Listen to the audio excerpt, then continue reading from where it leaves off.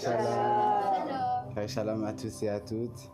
Carré Shalom également à vous, fils et filles de Dieu qui nous suivez sur YouTube. Carré Shalom, bienvenue au culte de ce jour. Alléluia. Alléluia. Nous rendons grâce au Père, le Père de notre Seigneur Jésus-Christ, pour nos vies, pour tout ce qu'il a accompli. Amen. Et que nous découvrons et dans lesquels nous participons activement. Alléluia. Amen. Alléluia. Merci Père. Merci Père. J'aimerais saluer les leaders de Christ dans toutes les nations. Commençons par l'apôtre Alain Léa, notre Père, notre mentor, notre enseignant, celui qui nous guide. Nous rendons grâce à Dieu pour votre vie, apôtre. Alléluia. Oui. Merci Père. Je salue également les pasteurs ici présents, pasteur Marc, pasteur Rosie, Carré Shalom. Nous rendons grâce à Dieu pour le don que vous êtes, pour votre dévotion. Alléluia. Merci Père. Je salue également la diaconesse Anne-Marie, Carré Shalom. Alléluia. Je salue également les anciennes Christelle, ancienne Diana, Carré Shalom. Nous rendons grâce à Dieu pour vos vies. Alléluia. Je rends grâce à Dieu pour la pasteur Christy et le prophète Yvan qui se trouvent au Cameroun. Nous rendons grâce à Dieu pour vos vies, pour le don que vous êtes. Alléluia. Nous vous saluons depuis Genève. Alléluia. Alléluia. Alors, tous ensemble, nous allons élever la voix pour rendre grâce à Dieu pour ce temps, pour ce moment que nous allons vivre ensemble. Alors, alléluia. Merci Père. Père éternel, je te remercie parce que tu me donnes continuellement l'esprit de sagesse et de révélation, l'esprit d'entendement et de perception. Et je suis inspiré avec une véritable perspicacité dans les mystères et les secrets divins.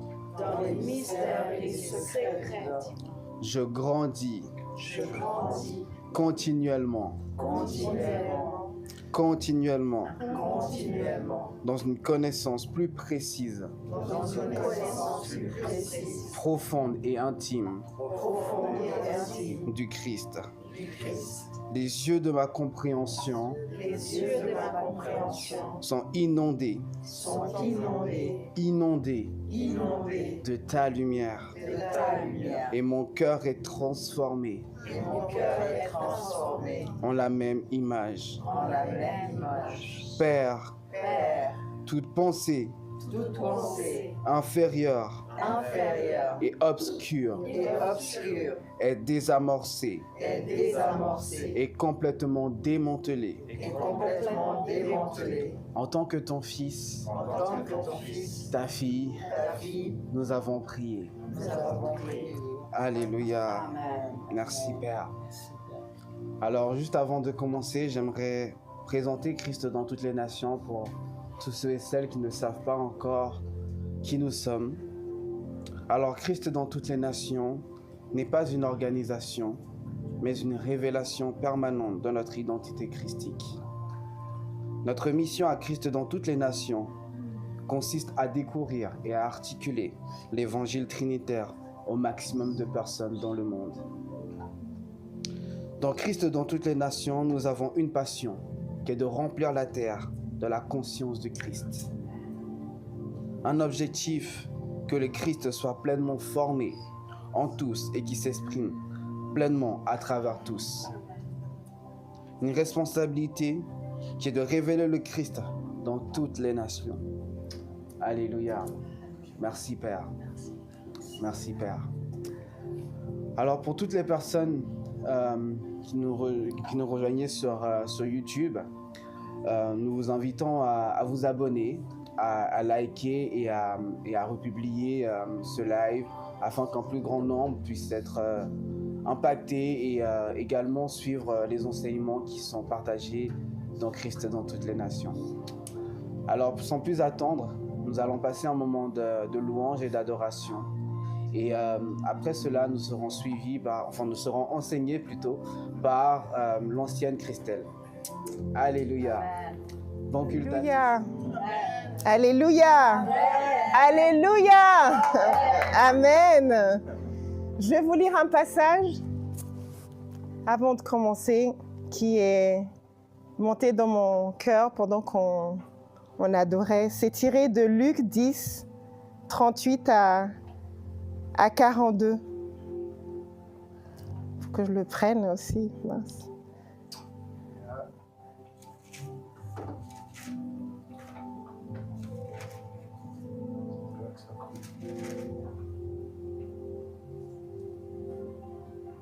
C'est bien ça, hein? Ah non. Alors, attendez. Je me suis trompée. Ah, 38. 38, 42. J'étais dans 28. Alléluia. Verset 38. Comme Jésus était en chemin avec ses disciples, il entra dans un village. Et une femme du nom de Marthe l'accueillit dans sa maison. Elle avait une sœur appelée Marie qui s'assit aux pieds de Jésus et écoutait ce qu'il disait. Marthe était affairée aux nombreuses tâches du service. Elle survint et dit : « Seigneur, cela ne te fait-il rien que ma sœur me laisse seule pour servir ?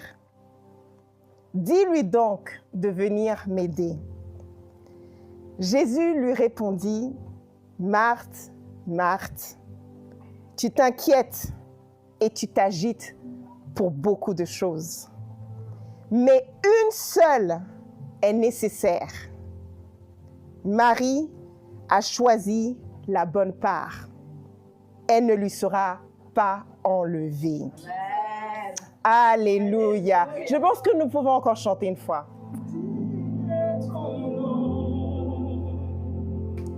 Jésus, digne est ton nom.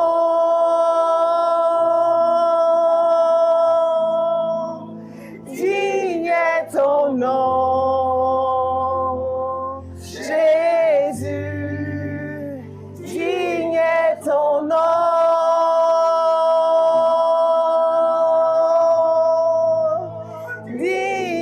Ton nom, Jésus, digne est ton nom,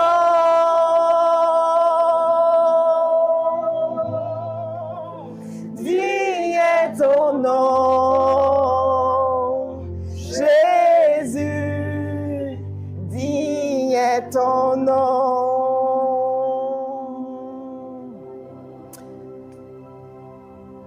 Alléluia, je rends grâce. Merci à notre chorale. Alléluia. Merci. Nous rendons grâce pour ce jour. Nous rendons grâce pour ce temps.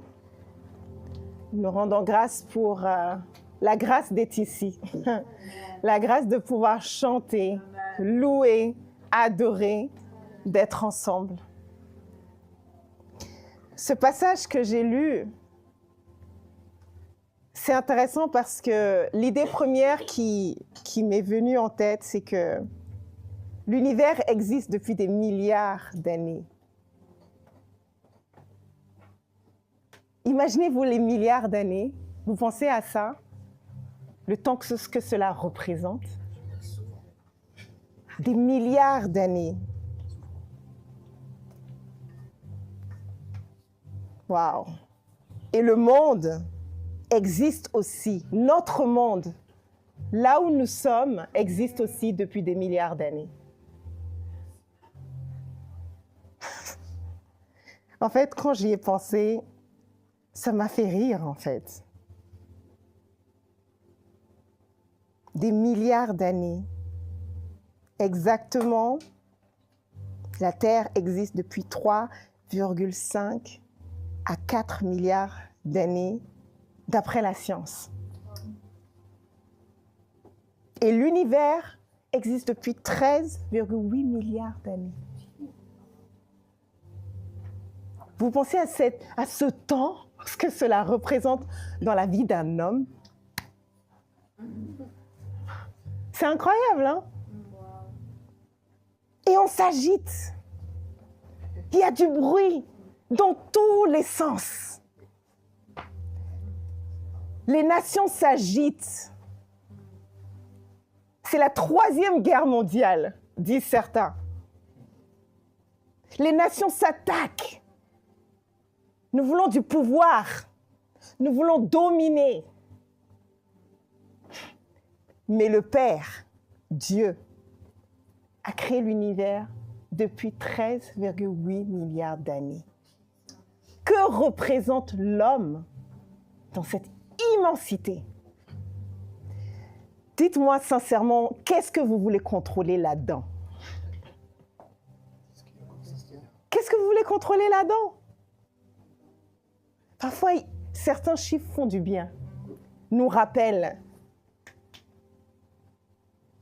l'immensité,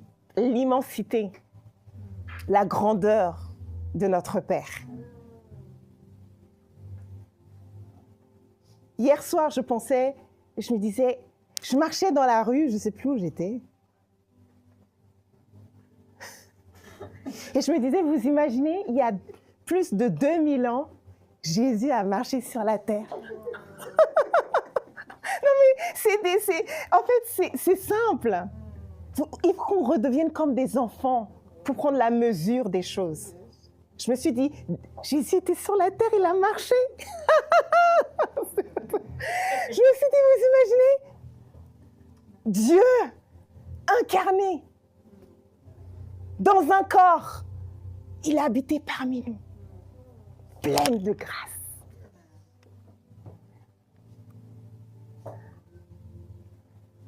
L'image du Dieu qu'on n'a pas encore vu, il était là. C'est de petites idées que je suis en train de planter dans votre esprit là maintenant. C'est des idées qui sont venues aussi comme ça dans mon cœur.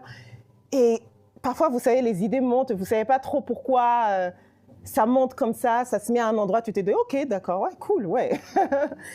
Mais en fait, c'est pour nous rappeler quelque chose. C'est pour nous emmener quelque part.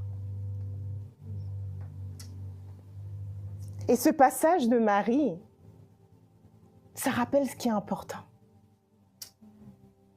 Sa part ne lui sera jamais enlevée. Ta part ne te sera jamais enlevée. Vous savez, on est dimanche et je le dis à chaque fois quand je viens au culte et que je vois les gens courir, le fitness, les gens se promener, aller au restaurant. Il y a tellement de choses qu'on pourrait faire en ce dimanche. En plus, il fait beau, on est à Genève. Tout Genève est dehors quand il fait beau. Et toi, tu es dans ta voiture ou à pied ou dans le bus et tu vas au culte. Ta part ne te sera jamais enlevée. Amen. C'est ta participation, en fait. Marc s'agitait dans tous les sens, il faut préparer. On s'agite au quotidien. On s'agite dans nos affaires. On s'agite dans nos études, dans nos projets. Il faut que ça marche, il faut que ça tienne. On prévoit, on anticipe. Mais le Père est en train de nous dire, allez, allez. Faites comme moi, là, comme ça. Tout va bien. Le Père te dit, là, en cet instant, tout ce qui te semble lourd, les pensées, les calculs qui ne jouent pas, la vie qui va trop vite, parfois, on se dit, mais allez, on lâche tout. On ne s'agite pas. On est posé. On est sur le rocher, là. Amen. Il n'est pas trop tard. Ce n'est pas trop dur. Ça va, en fait. C'est pas facile, mais ça va. Amen. Amen. Amen. Je vous prie de vous asseoir. Bienvenue à tous dans ce temps. C'est un privilège d'être devant vous ce midi ou ce matin, quel que soit l'endroit du monde d'où vous me suivez. Je rends grâce pour vos vies.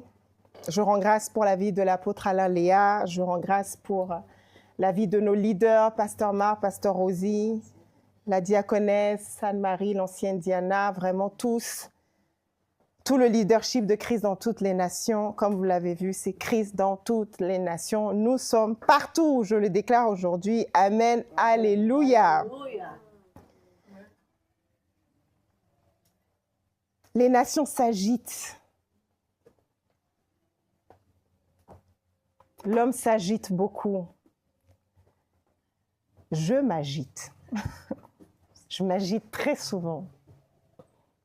La pensée, ça va tellement vite par moment que j'ai dû apprendre récemment à ouvrir des boîtes, à me construire une bibliothèque dans ma tête. Et je mets les pensées chacune à sa place pour pouvoir traiter un sujet à la fois. Et je pense que ce matin, Dieu veut nous emmener là-dedans, en fait. L'Esprit de Dieu veut nous conduire là-dedans. Et c'est très contextuel aussi. Hein? Nous savons que nous sommes un, avec tout ce qui se passe dans le monde. Le chrétien, comment il se positionne par rapport à tout ça? Comment le chrétien voit le monde? J'étais choquée, vraiment.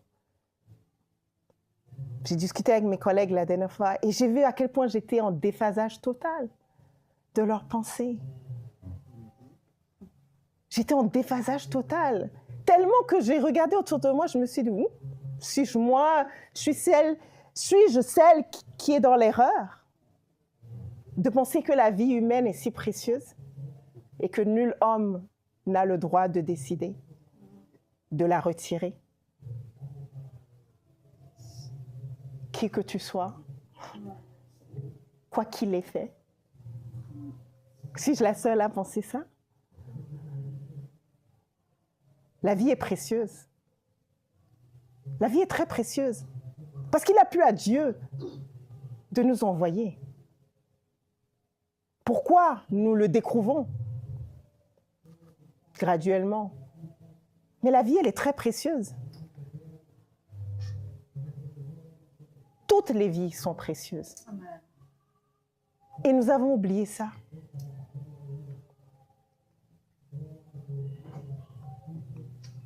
J'ai demandé à l'Esprit de Dieu de me conduire. Et il me conduit. J'espère que je ne m'éloigne pas de mon thème. Mais c'est fort dans mon cœur, en fait. Je le partage avec vous. Je le partage avec vous, en fait. La vie est précieuse.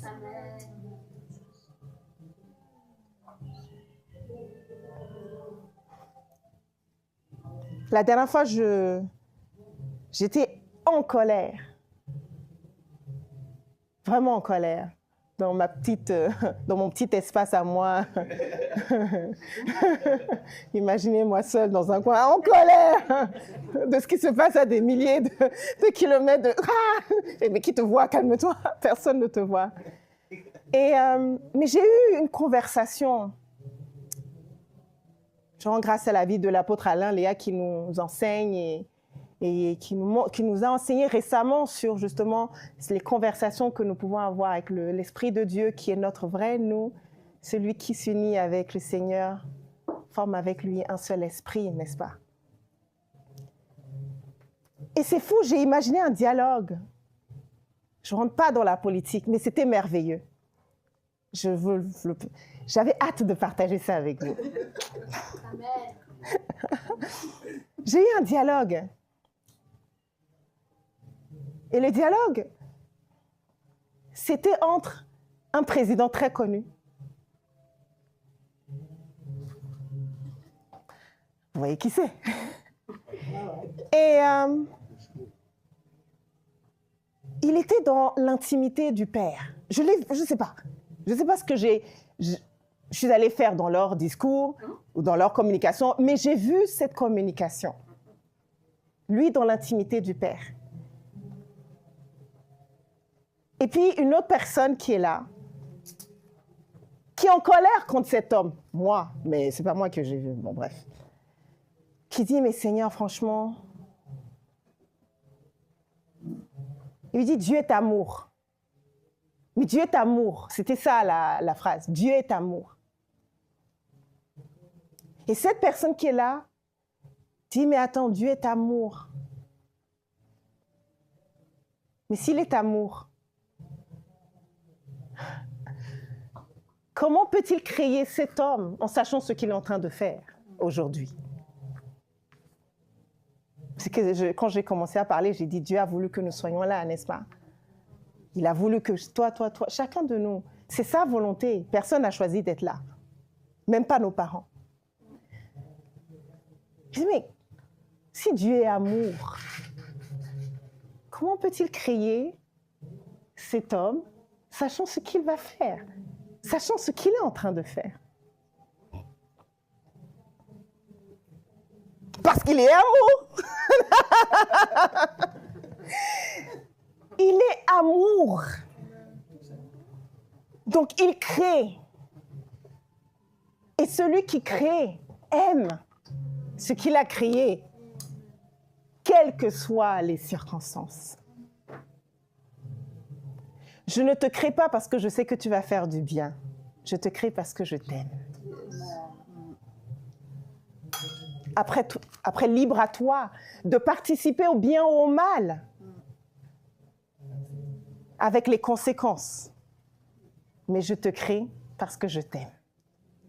Et celui qui aime rend libre. Aime dans les défauts, aime dans les qualités. Ça m'a rassurée. J'ai dit, bon, je lâche l'affaire. J'étais fâchée, mais OK. Merci Père. Merci Saint-Esprit. Je m'incline. On s'incline très souvent quand le Père nous montre les choses sous un autre angle.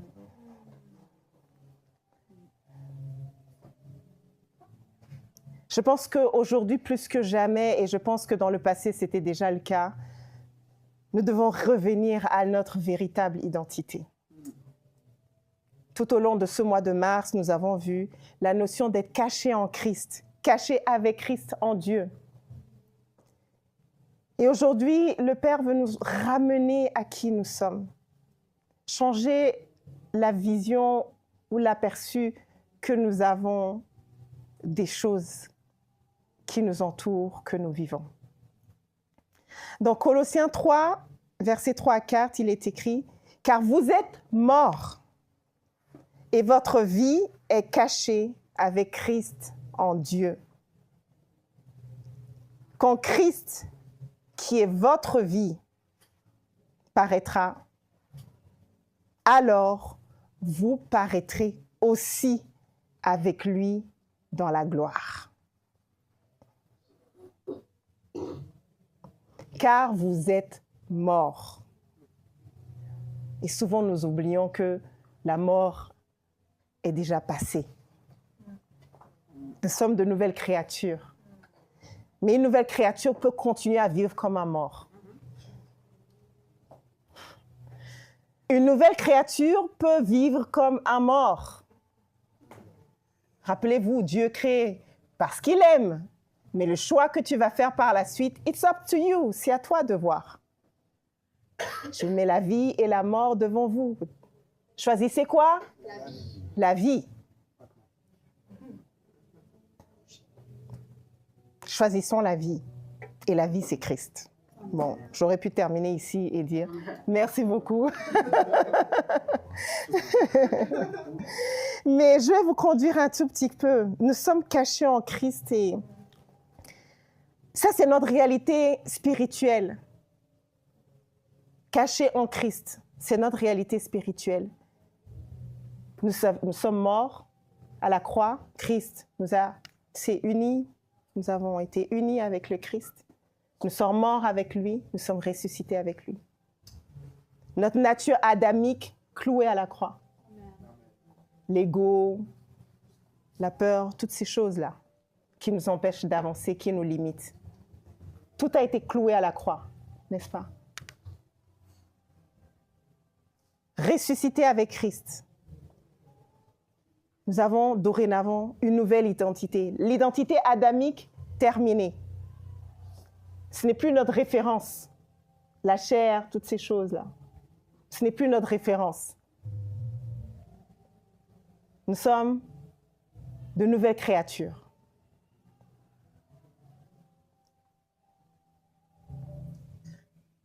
Alors, Paul enseigne tout ça. C'est juste un résumé. Nous sommes morts au péché. Tu peux décider de ne pas pécher. Allô? Tu peux décider de ne pas pécher. N'est-ce pas? La nature adamique, c'était compliqué. Le péché originel, on n'a pas décidé, mais c'est en nous. Aujourd'hui, nous pouvons décider de ne pas pécher. Nous avons le choix de dire, non, moi je décide de ne pas faire ça. On peut tout faire, mais je décide de ne pas le faire. Nous sommes morts au système du monde. Le système du monde qui a toujours existé. On voit ce qui se passe aujourd'hui, mais il n'y a rien de nouveau sous le soleil, n'est-ce pas? Les valeurs du monde, la recherche de la gloire humaine, l'identité sociale que les gens recherchent. Nous sommes morts à tout ça. Le vieil homme, terrassé. Mais souvent, il est encore là. Il est là parce qu'on lui a laissé la place d'être là, au fond. OK.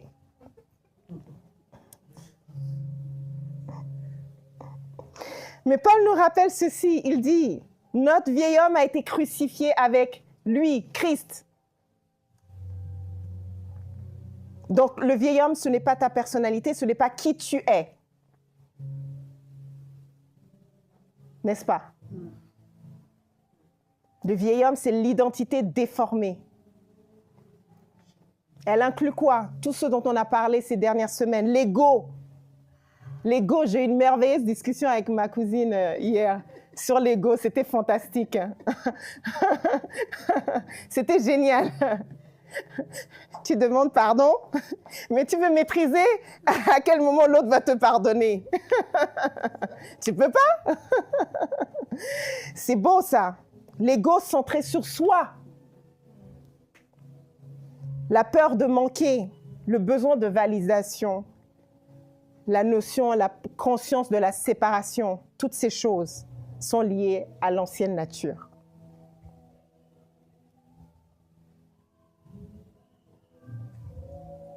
Mais l'apôtre Paul nous dit, nous sommes morts et ressuscités avec Christ. Ça veut dire que dorénavant, nous qui avons le choix, nous qui comprenons de mieux en mieux, nous savons qu'il y a une autre personne, la vraie, ton vrai moi en fait, qui tu es réellement, qui est au fond, qui est déjà là. Et il faut laisser cette véritable, qui tu es véritablement s'exprimer en fait, à partir de ton identité véritable en Christ. Ontologiquement, c'est-à-dire par essence, nous sommes unis à Christ. Sa vie est notre vie. C'est ce qui coule. C'est à partir de là que nous faisons toutes choses, que nous aimons, nous pardonnons, que nous sommes dans la vie tout simplement. Et c'est important à chaque fois de revenir à cette position-là. Parce que c'est facile de sortir de là en fait, à cause du monde qui est autour de nous. C'est facile d'en sortir. Et de vivre à partir de l'ancienne nature. Parce que l'ancienne nature, elle est très intuitive. Je ne sais pas comment le dire. Elle s'exprime très facilement. Elle est là. Mais la vraie, la nouvelle, il faut de la conscience pour pouvoir se tenir là-dedans. Il faut connaître. Il faut être intentionnel. À chaque fois, il faut prendre des décisions. À chaque fois, il faut se dire, non, je ne veux pas être là-bas, je veux être ici. Je veux agir à partir de ma véritable identité. Donc, c'est pour ça que la notion de mort est importante ici. Qu'est-ce qui est mort? Qu'est-ce qui est là? Mais la mort peut venir polluer si on n'a pas conscience des choses. Alléluia. Merci, Père. Paul continue en disant, votre vie est cachée avec Christ en Dieu. Et nous avons vu, semaine après semaine, que la notion de caché, c'est la sécurité. C'est que quelles que soient les circonstances, ici sur terre, tout ce qui peut nous arriver dans la chair, tant que nous sommes dans ce corps, la vérité, c'est que nous sommes cachés en Christ. Spirituellement, nous sommes cachés en Christ. Ça veut dire que notre corps peut souffrir.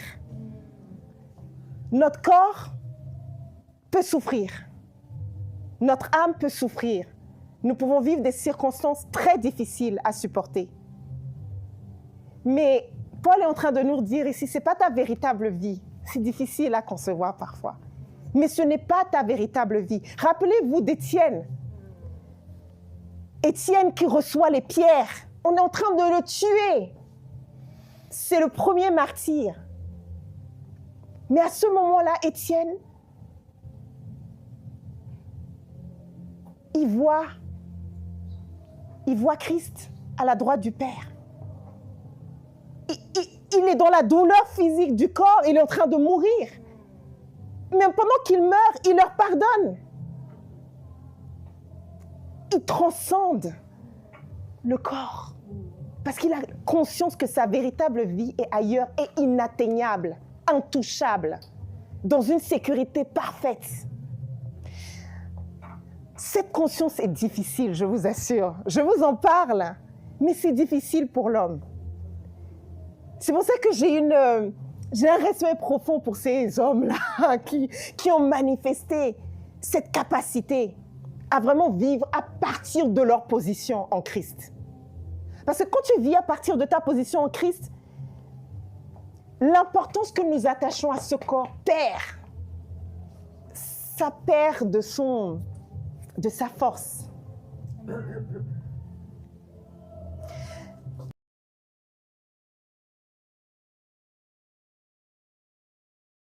Constance, quand tu es malade, quand ton corps est malade, quand on t'apprend par exemple que tu vas mourir bientôt, il y en a qui vivent ça. Comment tu considères cela? Comment tu le vis? Est-ce que tu maudis Dieu? Est-ce que tu vas maudire Dieu quand ça ne va pas dans ton corps? Votre vie est cachée avec Christ en Dieu. La véritable vie n'est pas ce que nous vivons ici dans ce corps. Elle transcende ce corps. Elle va plus loin. La vie éternelle dont on parle, c'est notre vie cachée avec Christ en Dieu. Elle est éternelle. Rien ne peut nous arriver, aucun mal ne peut nous atteindre. Pensez aux poupées russes. Nous sommes inclus en Christ et Christ est en Dieu. Qui peut t'atteindre dans cet espace-là? Dans la Trinité, qui peut venir attaquer ta vie? Personne. Parce que ça voudrait dire attaquer Christ. Et sur le chemin, il y a Dieu derrière. Il y a Dieu au bout. Donc rien ne peut t'atteindre. Mais cela nous force à comprendre que c'est ça notre véritable vie. Et tous ces hommes qui ont compris cette vérité, mais ils allaient vers la mort avec joie. Pour eux, être martyr, c'était une grâce, c'était pas une peur. Rappelez-vous comment j'ai commencé ce que j'ai dit au début. Les nations s'agitent. Nous nous agitons tout le temps. Nous sommes dans le stress. Nous faisons des calculs. Toutes ces choses sont réelles. Toutes ces choses sont vraies. Mais le challenge ici, c'est comprendre qui nous sommes pour donner la bonne réponse à ces circonstances. Et ça, c'est quotidiennement. C'est tous les jours. Tous les jours, nous avons une décision à prendre. Comment répondre à cette situation? Où est-ce que je me positionne par rapport à cette situation? Est-ce que je laisse la situation m'écraser, m'étouffer, me prendre ma joie de vivre, m'ôter toute espérance? Ou est-ce que je transcende la situation? Je suis au-dessus de cette situation compte tenu de qui je suis en Christ et de ma position en Christ. Et ça change tout. Ça change absolument tout, en fait. Il y a une sœur qui m'a demandé il y a quelques semaines, on faisait des témoignages sur Christ. Oui, bon, voilà, vous savez, on aime ces témoignages. On dit, ah, moi j'ai eu la révélation comme ça. Nana. Et puis, chacun a donné son témoignage et elle nous a regardés comme si on était genre, ils vont bien, eux. Et elle nous a demandé, mais pourquoi vous vous intéressez à ces choses-là? Moi, je m'attendais à tout sauf cette question. Parce que pour moi, savoir qui tu es, ton origine, ton naissance, mais nous devrions tous savoir.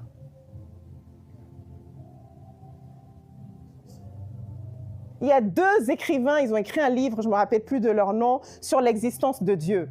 Il y a un d'entre eux qui a dit, à un moment donné de ma vie, je me suis demandé si Dieu existait. Qu'il a fallu qu'il se pose cette question. Pourquoi il allait se marier, avoir des enfants? Il s'est dit, mais je dois me positionner par rapport à ces choses pour aider mes enfants et savoir dans quel, comment les éduquer dans ce monde. Voilà, on voit tout ce qui se passe. Quelles sont les valeurs, les principes que je vais inculquer à mes enfants? Et il a donné un exemple qui était magnifique. Il dit, mais vous imaginez, on est tous dans un train. Tu montes dans le train, tu vois tout le monde assis confortablement et tu leur dis, vous savez où vous allez? Oh non, on ne sait pas. Non, on ne sait pas. Et tu demandes à tout le monde dans le train, ils sont tous là, non, je ne sais pas. Mais vous savez à quel moment vous êtes monté dans le train? Oui, mais bon, voilà quoi. Il a dit, vous allez les prendre pour des fous, non? Tu es dans le train, mais tu ne sais pas où tu vas. Et tu ne te poses même pas la question. Et pour lui, c'était comme ça. Cette vie, c'est comme un train. Nous sommes tous embarqués dedans. Et tu ne te demandes pas d'où tu viens et où tu vas. Tu ne te poses pas cette question. Tu te dis que ta vie, c'est ce corps. C'est triste, non? Et très limitant.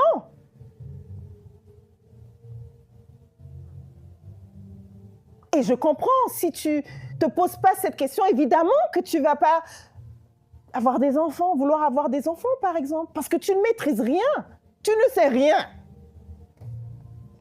Tu es un culte, tu es un ignorant, et en plus, tu ne te poses pas de questions. Mais tu es dans le monde, et tu avances. Mais vous imaginez que des gens comme ça, c'est sans critique. Mais Osée 4:6 l'a dit, hein, mon peuple périt faute de connaissance. C'est 4:6. Mais vous périssez faute de connaissance. Nous périssons faute de connaissance. Tu viens sur terre, tu es là, tu avances dans le monde et tu ne te demandes pas où tu vas. Mais tu m'étonnes que le jour de ta mort, tu dois être tremblant dans le lit. D'ailleurs que... Mais c'est vrai, comment aborder la mort dans ce cas? Moi, j'ai longtemps eu peur de la mort. Et aujourd'hui, il y a une petite résistance là. Elle n'est pas encore totalement partie. Mais au moins, alléluia, et on va le voir, quand Christ apparaîtra, nous apparaîtrons avec lui dans la gloire. Comment vivre sans connaître ce message? Comment avancer dans la vie, traverser les circonstances sans connaître notre destination? Où va le train? Pourquoi suis-je dans le train?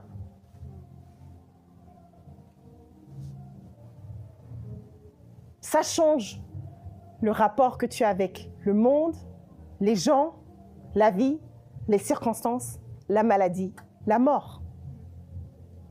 Toutes ces choses prennent une signification totalement différente à la lumière de la vérité. Alors, savoir que nous sommes cachés en Christ, que notre véritable identité se trouve à ce niveau-là, et que notre véritable vie est déjà sécurisée, protégée. C'est-à-dire que quel que soit ce qui se passe ici, il y a une garantie éternelle là-bas. Nous sommes au bon endroit. Ben, ça change tout. L'anxiété perd le contrôle. La peur perd son pouvoir sur toi. Les circonstances, tout d'un coup, tombent comme vidées de toute énergie. Tu ne leur donnes plus l'importance qu'elles te crient, en fait.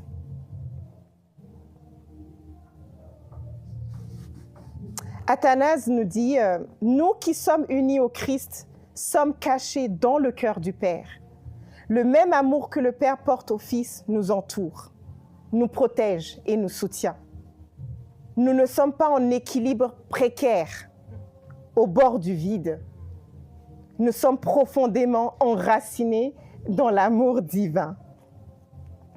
Et Grégoire de Nazianze écrit également que être caché avec le Christ en Dieu, c'est être tellement en sécurité que même la mort ne peut te trouver pour te détruire. Amen. Ta vie est au-delà de la portée de toute puissance qui s'oppose à Dieu. Amen. Amen. Amen.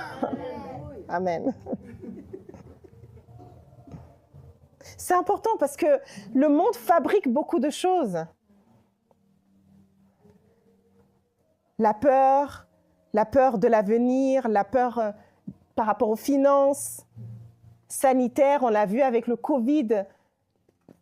Franchement, l'état psychologique dans lequel nous étions au début. Comment on aurait cru possible qu'un jour, on pourrait interdire à des gens de sortir? Vous imaginez ça? C'est arrivé. On nous l'aurait dit il y a des années, on aurait dit, mais jamais, tu rigoles ou quoi? Non, non. On nous l'a dit, on nous l'a imposé et on a respecté les règles. La peur sociale, la peur de l'échec, du rejet, il y a tellement d'anxiété, de peur autour de nous. Mais l'Évangile déclare autre chose. Votre vie n'est pas exposée, elle est cachée. Elle est cachée, elle est protégée. Alors ça change totalement le rapport que nous avons à ce corps. Nous n'allons pas le négliger, évidemment. Nous n'allons pas le négliger, il nous porte ici. Et c'est grâce à ce corps que nous avons que nous pouvons participer déjà à cette transformation ici sur Terre. Et Dieu, le Père, il veut faire des choses à travers nos vies. C'est pour ça qu'il nous a créés. Il ne l'aurait pas fait si c'était le contraire. Il y a un objectif, mais ce n'est pas la destination. Ce n'est pas la destination. Ce n'est pas la destination.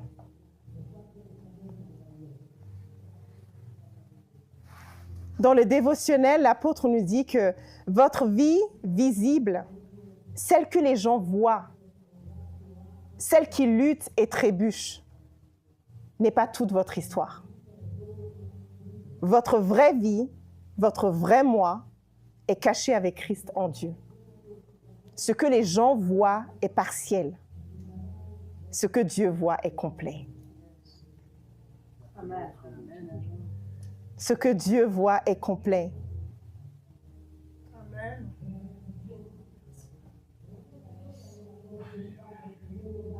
Moi, j'aime bien l'exemple de Gideon. J'aime beaucoup l'exemple de Gideon, je le dis à chaque fois. Ah bon, Christ est Christ, right? Mais c'est Dieu. Prenons un exemple avec un mortel comme nous. Non, mais j'aime bien Gideon parce que ça m'a beaucoup marqué à l'époque où je commençais à lire la Bible, tout simplement. Vous savez, les petites expériences que nous avons au début nous marquent d'une manière particulière, surtout à une époque où je me sentais tellement vulnérable. Et je me dis, mais c'est tellement beau de voir ce Dieu qui voit au-delà de ce que nous pouvons voir sur nous-mêmes, en fait. Nous voyons toutes les contraintes, toutes les limitations. Ah, mais Père, je ne peux pas parce que moi, je bégaye. Ah, mais Père, moi, je ne peux pas parce que j'ai peur. Ah, mais Père, moi, je ne peux pas parce que je suis petit. Ah, mais Père, moi, je ne peux pas parce que je suis gros, ou je suis noir, ou je suis jaune. En fait, il y a tellement de raisons qu'on peut trouver pour ne pas se lancer et ne pas dépasser ses limites qu'on se met tout le temps. Et c'est beau de voir que le Père, lui, il nous voit dans notre entièreté. Alors quand il lui dit « vaillant soldat », moi j'étais là « yeah, je suis vaillante ». C'est vrai, c'est ce que je me suis dit. Je me suis dit « rien ne m'arrivera, je suis forte, je suis vaillante, je vais y arriver ». J'ai dit merci Père parce que vraiment, heureusement que toi tu vois ce que je ne vois pas. Parce qu'autrement je ne m'autoriserais pas de faire certaines choses. Mais c'est tellement rassurant quand le Père parle à travers d'autres hommes, nos mentors, nos pasteurs, et le pasteur qui vient te voir, qui te dit « ouais, non, mais je te fais confiance, tu vas y arriver ». Le pasteur te touche et dit « non, mais dimanche, c'est toi qui vas parler ». Et tu es là « et il dit « non, j'ai confiance, le Père l'a prévu longtemps d'avance ». Avant que tu ne le saches, il t'avait déjà préparé pour ce que tu vas faire. Nous sommes tous ici pour un but. Et le but, il est plus grand que nos yeux. Il est plus grand que ce que nous pouvons imaginer parce que le cœur du Père est grand, énorme. Il y a de la place pour tout le monde. Parfois, quand je suis malade, je me dis non, on m'avait donné une prophétie là. Amen. Je vais vivre. Je vous assure. On s'accroche à sa vérité, à ce qu'il a dit, à ce qu'il a prévu. Amen. Les projets prévus d'avance, hein, Éphésiens 2:10, qu'il a planifié d'avance pour nous, que nous ne pouvons même pas imaginer. Et l'apôtre Paul, il le disait si bien, il dit, les souffrances d'aujourd'hui, là, les circonstances qui sont difficiles, les choses qui ne marchent pas, toutes ces choses ne sont rien comparées à la gloire à venir. Nous devons y croire.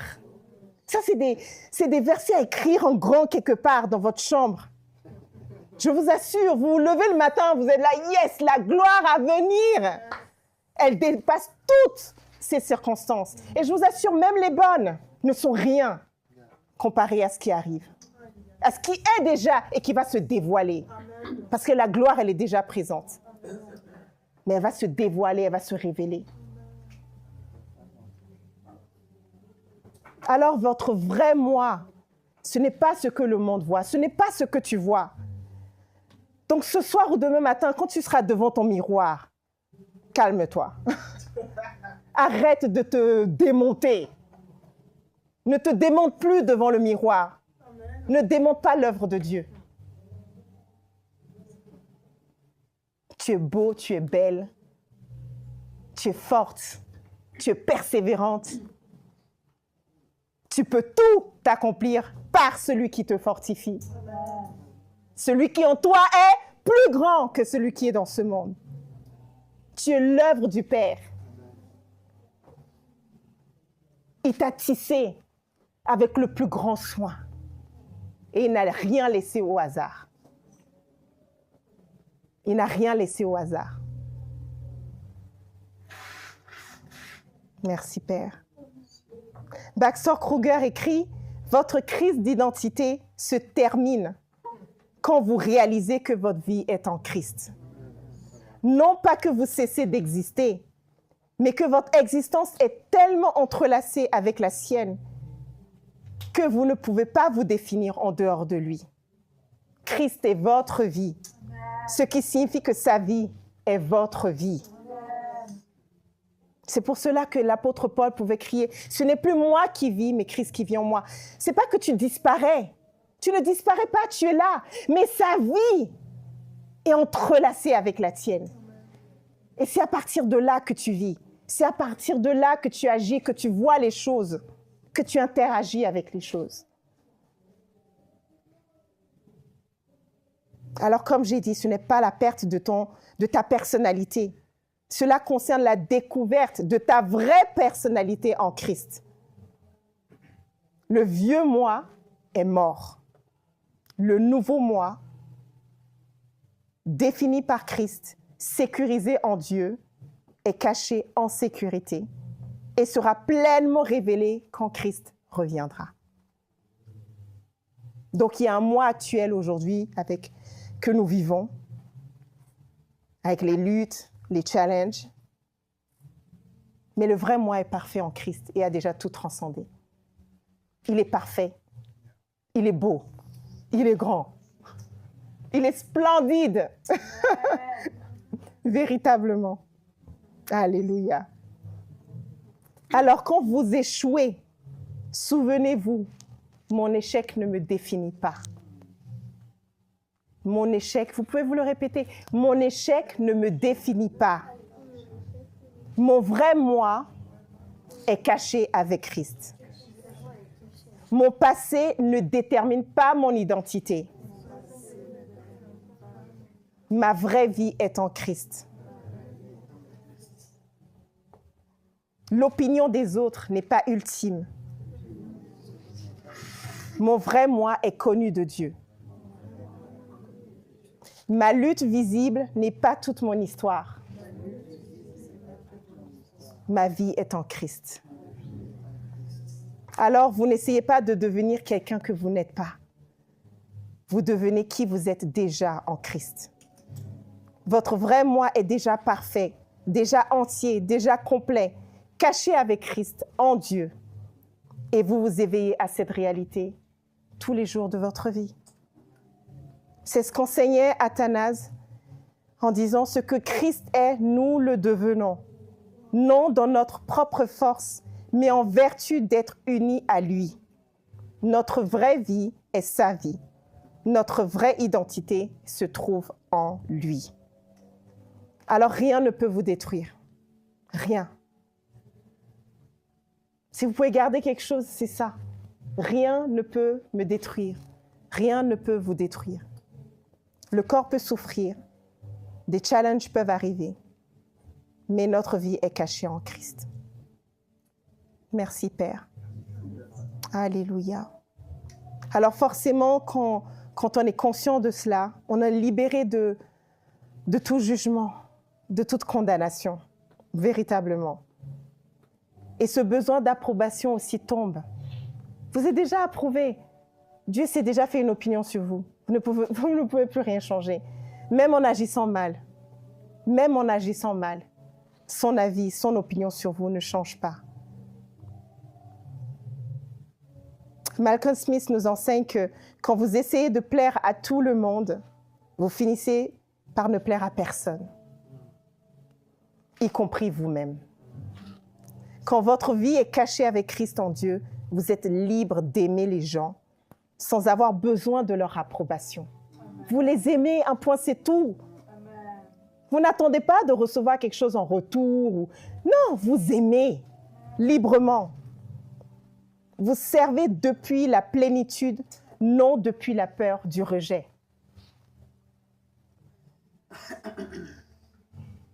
Alors, quelques points importants. Vous n'avez pas besoin de gérer votre réputation quand votre identité est en sécurité. Vous n'avez pas besoin de polir votre image quand vous êtes connu de Dieu. Vous n'avez pas besoin de l'approbation de tous quand vous savez que vous êtes le délice du Père. Votre vie est cachée en celui dont l'opinion compte réellement. Son opinion compte plus que toutes les autres opinions. C'est pas que, voilà, ce que les autres pensent peuvent blesser parfois, peuvent faire du mal. Donc, ce que je dis ici, c'est pas que, non, mais ça compte pas. Non, non, ça peut faire mal. Mais ce n'est pas l'opinion la plus importante. Et celle du Père transcende ce que l'homme peut penser. Merci, Père. Amen. Alléluia. Alors, pour finir,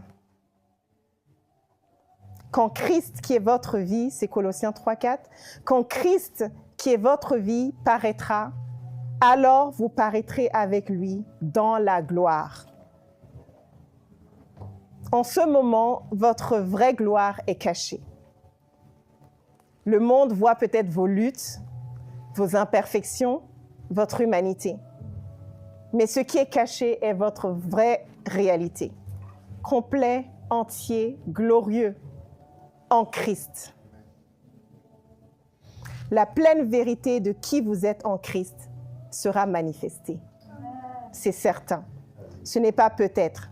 Alors aujourd'hui, nous sommes encore des enfants peut-être qui sommes en train de croître, de grandir. Nous ne sommes peut-être pas encore pleinement révélés. Mais une chose est certaine, nous sommes semblables à lui.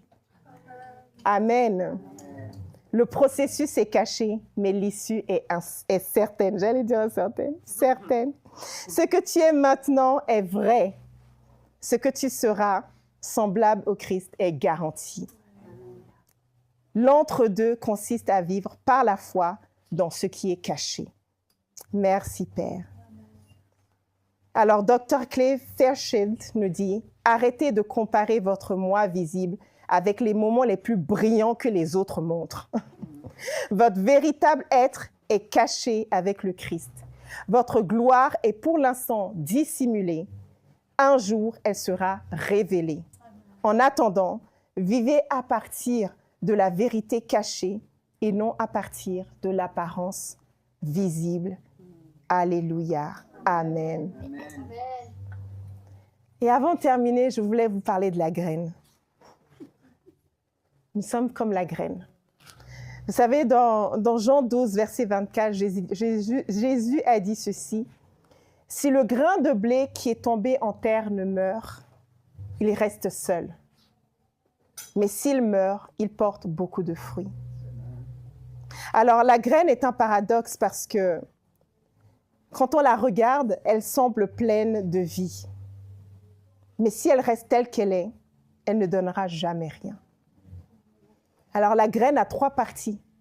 Une partie qu'on appelle l'embryon, une partie qui regorge de réserves, de provisions, et une partie qui est la coquille dure. Et la graine, il faut qu'elle tombe dans la terre. Une fois tombée dans la terre, elle se brise. Elle se brise. Ensuite, elle se désintègre totalement. Et c'est à ce moment-là que l'embryon qui porte déjà la vie, la nouvelle tige, la nouvelle racine, toutes ces choses commencent à sortir de terre.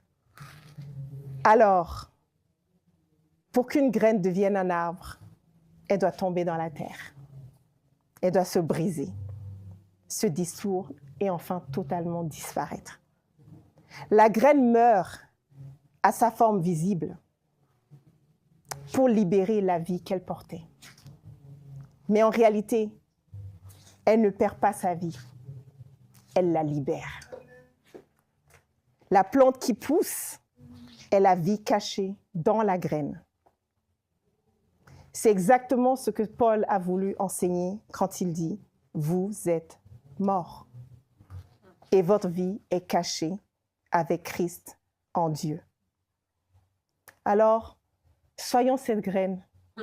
Ne redoutons pas les brisements, les cassures, les moments d'inconfort que nous pouvons ressentir. Parce que, ultimement, certainement, votre vrai moi pourra en ressortir. Encore plus fort, encore plus beau, encore plus divin. Amen. Je voulais vous laisser avec cette image. Alléluia. Merci, Père. Alors, nous allons nous lever et rendre grâce pour ce temps. Vraiment, parlez au Père. Je ne connais pas toutes vos circonstances, mais si ce message a éveillé des choses en vous, a fait remonter des choses, parlez par rapport à ces choses dans ce temps, dans cet instant, dans ce moment. Vraiment, laissez votre vrai moi s'exprimer. Parlez à partir de votre identité. Merci, Père. Alléluia. Père, nous te rendons grâce. Merci, Père. Merci pour ce moment. Merci pour notre véritable identité en Christ. en toi. Merci parce que nous sommes véritablement en sécurité avec Christ en toi. Quelles que soient les circonstances, nous voulons nous rappeler de cette vérité éternelle. Quels que soient les défis, quelles que soient les circonstances, nous voulons parler, agir, réfléchir, décider, nous comporter à partir de cette position. Merci Père parce que tu as déjà tout accompli. Véritablement, tu as tout accompli. Tu ne nous as pas attendus pour faire des merveilles. Merci pour qui nous sommes en toi. Merci parce que nous n'allons plus nous agiter. Nous allons juste couler dans ce que tu as déjà prévu. Parce que toi, tu nous vois entièrement. Tu ne vois pas 10% ou 20% comme nous pouvons le voir. Mais tu vois notre entièreté. Et tu connais toutes choses. Tu sais où nous allons. Tu connais notre destinée, notre destination. Alors Père, nous remettons tout entre tes mains. Nous remettons tout entre tes mains. Nous avons foi, nous avons confiance. Parce que tu es notre Père. Merci. Merci Père. Alléluia. Amen.